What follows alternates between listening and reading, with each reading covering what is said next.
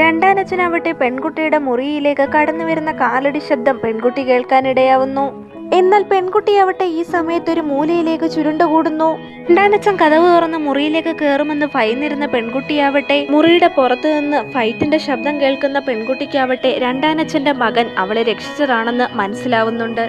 രണ്ട് സഹോദരങ്ങളും ഒരു മുറിയിൽ തന്നെയാണ് ഉറങ്ങിയിരുന്നെങ്കിലും ഒരു കർട്ടൻ ഉപയോഗിച്ച് അവരിരുവരും കിടക്കുന്ന സ്ഥലം തരംതിരിച്ചിരുന്നു. കർട്ടന്റെ ഇടയിൽ കൂടെ അവന്റെ വസ്ത്രത്തിൽ പിടിച്ചിട്ട് അവൾ പറയുന്നുണ്ട് തീർച്ചയായും തനിക്ക് ഈ ചെയ്ത ഉപകാരത്തിന് അവൾ പ്രത്യുപകാരം ചെയ്യുമെന്ന്. പക്ഷേ യുവാവ് അവളോട് ഒരു കാര്യം മാത്രമേ പറഞ്ഞിരുന്നുള്ളൂ, ഇവിടം വിട്ട് പോയി കഴിഞ്ഞാൽ ഒരിക്കലും ഇങ്ങോട്ടേക്ക് തിരിച്ചു വരരുതെന്ന്. പെൺകുട്ടിയുടെ അച്ഛനാവട്ടെ അവളുടെ അമ്മയുടെ ചെറുപ്പത്തിൽ തന്നെ മരിച്ചു പോകുന്നുണ്ട്. അങ്ങനെയാണ് അവളുടെ അമ്മ രണ്ടാനച്ഛനെ വിവാഹം കഴിക്കുന്നത്. രണ്ടാനച്ഛൻ പെൺകുട്ടിയുടെയും അമ്മയുടെയും ജീവിതത്തിലേക്ക് കടന്നു വന്ന ശേഷം അവളുടെ ജീവിതത്തിൽ നല്ലത് മാത്രമേ സംഭവിക്കൂ എന്ന് അവൾ കരുതിയിരുന്നത്. പക്ഷെ അങ്ങനെയായിരുന്നില്ല.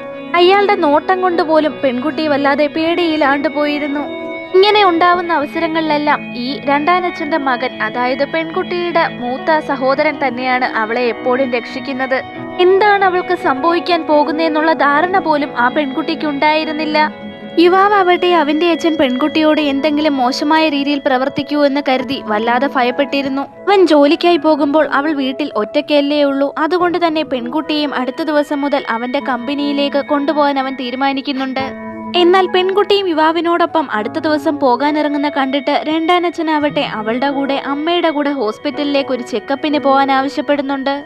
അത് കേട്ട ഉടനെ തന്നെ പെൺകുട്ടി അത് നിരസിക്കുന്നുണ്ട്. എന്നിരുന്നാലും അവളുടെ അമ്മ അവളുടെ അടുത്ത് വന്നിട്ട് അവളുടെ കയ്യിൽ പിടിച്ചിട്ട് രണ്ടാനച്ഛൻ പറയുന്നത് അനുസരിക്കണമെന്ന് ഒരു അപേക്ഷ രൂപേണ തന്നെ അവളുടെ കൂടെ പറയുന്നുണ്ട്.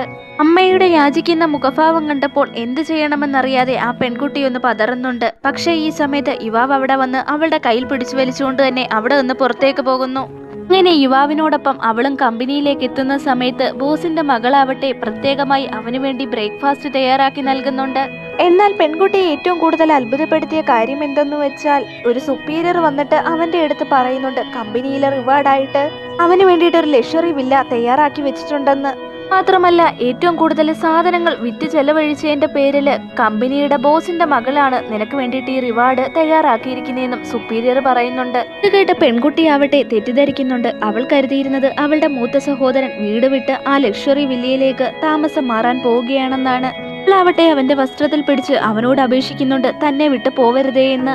ഇത് കേട്ട് യുവാവ് തിരിഞ്ഞു നോക്കുമ്പോൾ അവൾ വല്ലാതെ പേടിച്ചിരിക്കുന്നു എന്ന് കണ്ടിട്ട് അവൻ പറയുന്നുണ്ട് ആ ലക്ഷറി വില്ല അവൾക്ക് താമസിക്കാനായി തയ്യാറാക്കിയിരിക്കുന്നതാണെന്ന്. അങ്ങനെ ജോലിയൊക്കെ കഴിഞ്ഞ് യുവാവ് ആ ലക്ഷറി വില്ലയിലേക്ക് പെൺകുട്ടിയുമായി പോകുന്നുണ്ട്.